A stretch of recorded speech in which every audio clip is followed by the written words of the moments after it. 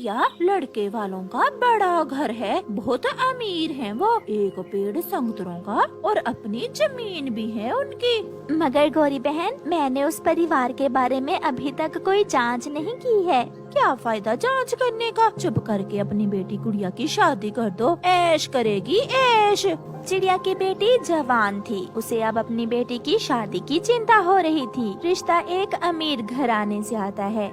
नदी पर लूसी चिड़िया को मिलती है। चिड़िया, भाग्यशाली है तुम्हारी बेटी जो इतने अमीर परिवार से रिश्ता आया है। सुना है लड़का चिड़ा बहुत अमीर है। हाँ लूसी, सुना तो मैंने भी है, मगर मैंने अभी तक उससे कोई जांच नहीं की है। जांच क्या करनी है, लड़का अमीर है, कम से कम हमारी गुड़िया को जिंदगी की सारी सहूलतें तो देगा। पक्का घर है, अच्छा खाने को मिलेगा, और क्या मांग है तुम्हारी। अभी तक मैंने गुड़िया से बात भी नहीं की। मैं अपनी बेटी से तो बात कर लूं। हरियाली तोती भी वहाँ आ जाती है।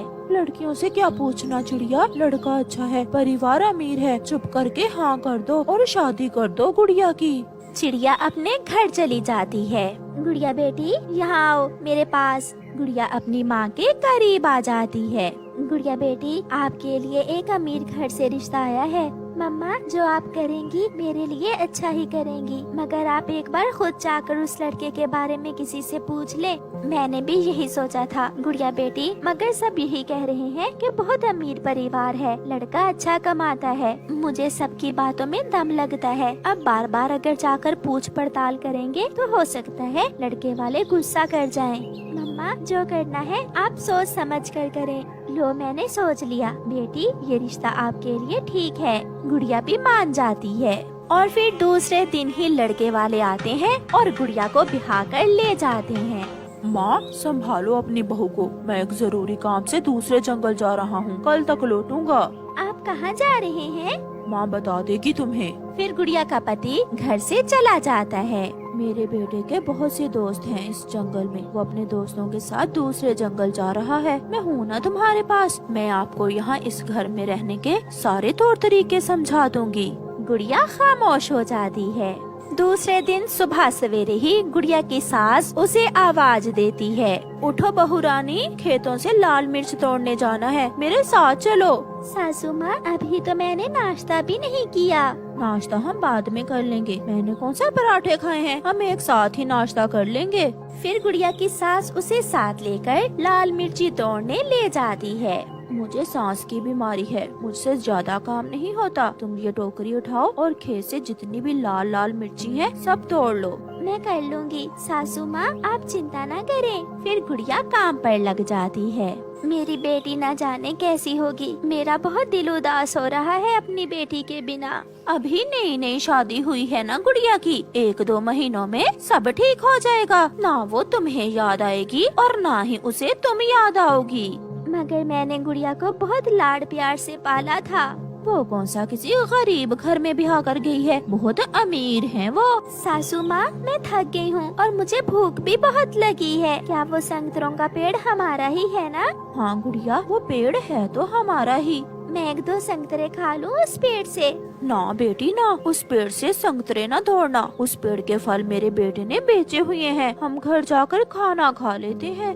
गुड़िया की सास सीधी मंडी जाती है और वो लाल मिर्ची बेचकर पैसे अपनी थैली में रखती है।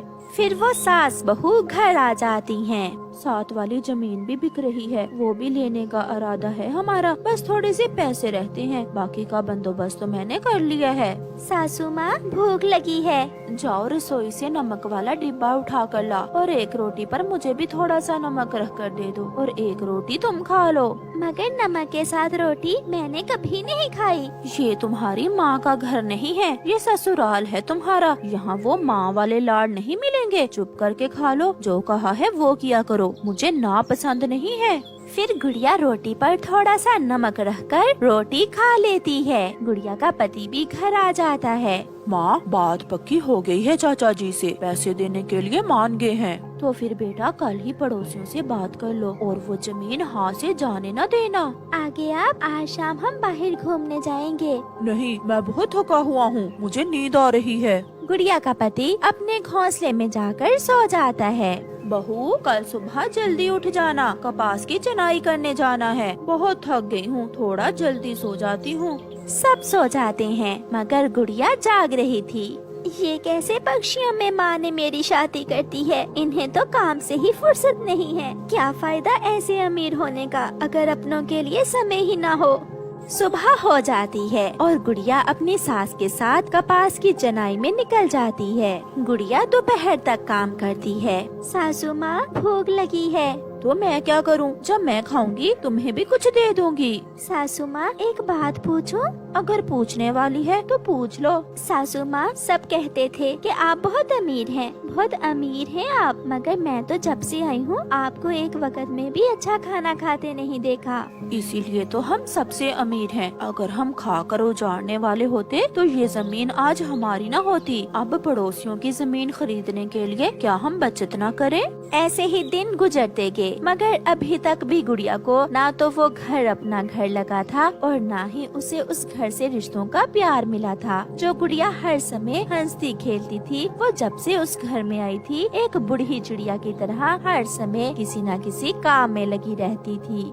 रात को गुड़िया की सास और उसका बेटा कोई बात कर रहे थे। माँ, अगर किसी तरह हम घर का खर्चा थोड़ा और कम कर ले तो ताया जी के अमरूदों के बाग भी हम ले सकते हैं। अपनी पत्नी को समझाओ बेटे, पहले महीने बाद नमक खत्म होता था मगर अब तो 10 दिन भी नहीं गुजरते कि वो खत्म कर देती है। गुड़िया जब वहाँ आती है तो उसकी सास कहती है, देख नहीं रही हो हम कोई बात कर रहे हैं, तुम जाओ यहाँ से। गुड़िया चली जाती है। इसका मतलब मैं इस घर में तो रहती हूँ मगर मैं इनके परिवार का हिस्सा नहीं हूँ। माँ मैं सह लूंगी, मैं सब सह लूंगी मगर कभी भी आपसे कोई गिला नहीं करूँगी और ना ही आपकी इज्जत पर कोई आंच आने दूंगी।